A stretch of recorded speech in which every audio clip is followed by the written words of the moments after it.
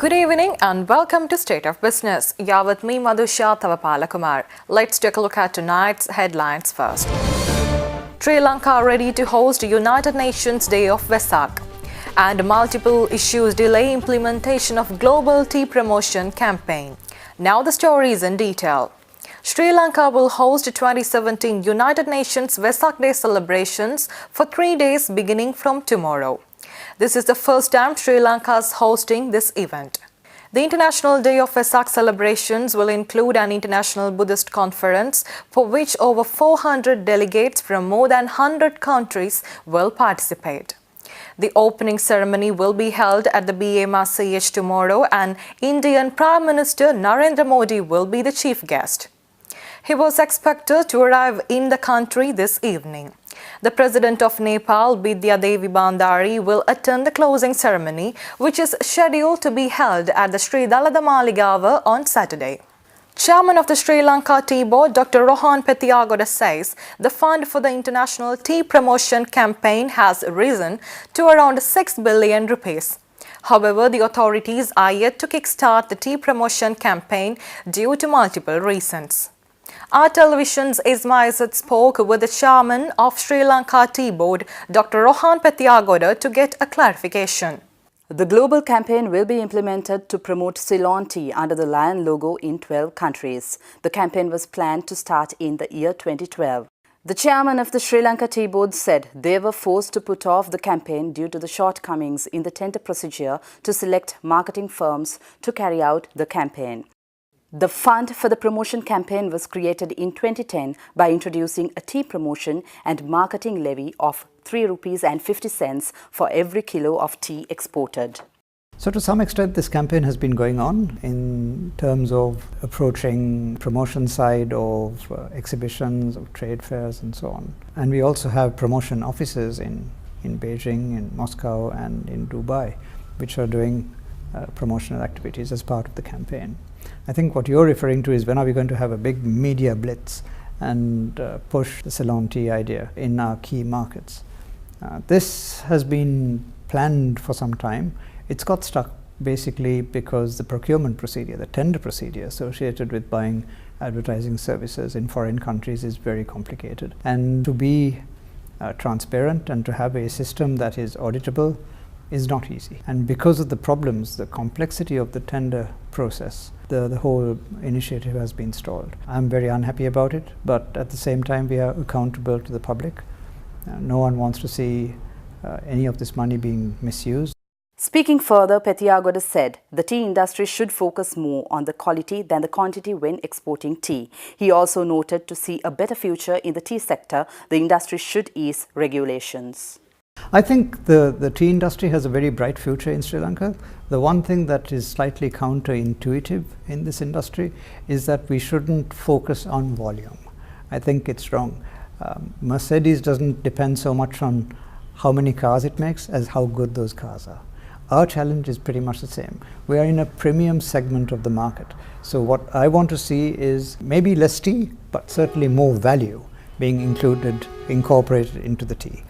The second thing is I think we need less regulation in this industry. We are a heavily regulated industry and the private sector is struggling to prosper given the degree of regulation. So we need to lighten up a little bit and let people do what they're good at doing, which is make money and make prosperity, rather than have an environment in which everyone is treated like a school child who's quite naughty and punished all the time.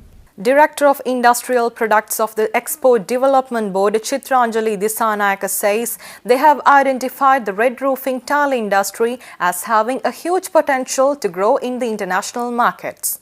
At present, only one company, that is Samsung Rajarata, exports red roofing tiles, and EDB is taking initiatives to promote more companies to reach that level. We have a huge potential in the European market. So we want to upgrade the production of the roof tiles of Sri Lanka so that we could market it to the international markets. We have specialized programs to encourage people to go into new high-tech machinery, drying and burning of tiles, that kind of thing. And also we are concentrating on ethically manufactured products, like we want to go into fair trade concept is very famous concept in the European and the Western world, where ethical manufacturing is important, and we are now introducing it to our lifestyle product sector, where the handicraft sector, where we are selling on that. It will be a unique selling point for us if you promote it as a ethically manufactured product, that where the revenue will go into the social grassroots level. The contribution of the industrial products in the export revenue is about 69%, and the contribution to gross domestic product is 9%. In dollar terms, the contribution was $7.9 billion of the total export revenue of $10.3 billion in 2016. Dissanayake said that the EDB has identified a few more sectors to enhance the overseas demand.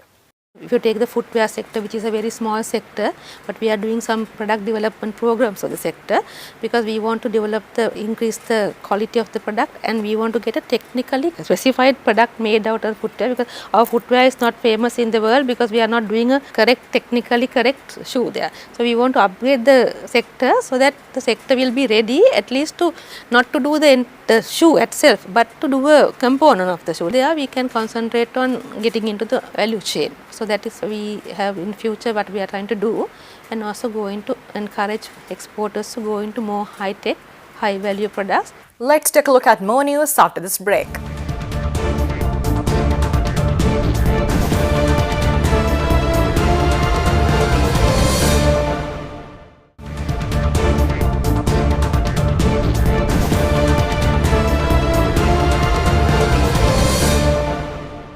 Welcome back. The immediate past chairman of the Colombo Stock Exchange, Vajra Kulatilaka, says this is the right time for the local investors to start investing on the CSE.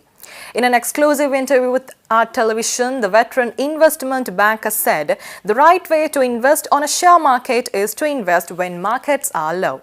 I think retail market, I have to say that we are making a mistake by waiting till the market go up to come to the market. Actually, the right way of doing is to invest when the markets are low and get out when the markets are high. But unfortunately, most of our retail sector is doing it other way around. They get into the market when markets are running. So get into market, collect shares slowly, fundamentally strong shares, look at research done by and look at all the information and get right shares and keep it with you. It will grow.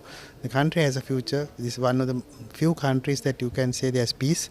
Very few countries in the world. Even Europe cannot say that. America cannot say it. So Sri Lanka can say that. So you have to start collecting shares. This is the time to collect shares. Don't miss this opportunity. He pointed out the CSE needs to add variety to its share basket to attract stable foreign investments. Kulatilaka said that state-owned entities and property developers could be able to create that variety. The inflow of foreign investments depend on world conditions also. Now I think world conditions have changed more toward frontier markets and emerging markets. So foreign investors are coming here, but we want to give them more variety. That's why I said property development type of businesses are very important, especially the eastern side. They know when the country is at this stage of development, one area that will grow is property development. So property development is very important sector for foreigners to get attracted also. The Great Manager Awards program launch, which was powered by Colombo Leadership Academy and People Business, was held in Colombo recently. The Great Manager Awards aims to identify, assess, recognize and benchmark great managers in the corporate sector. The awards will be given in 2 categories. The main category is for great managers and the second category is for the companies with great managers. Registration for the Great Manager Awards are open until June 30 this year. In this year's category of Great Manager Awards, 2 new categories have emerged. One is who's the great woman manager in Sri Lanka or in different sectors of companies. Second is who's the great millennial manager in Sri Lanka. You know, we are having the greatest challenges. All the HR folks know onboarding millennials is one of the biggest challenges in Sri Lanka. They are not ready to work the way Gen X worked in companies. We did sacrifice lots of long years and we thought company is the heart and soul. Thank you for joining with us. We'll meet you tomorrow at the same time. Until then, take care. Good night.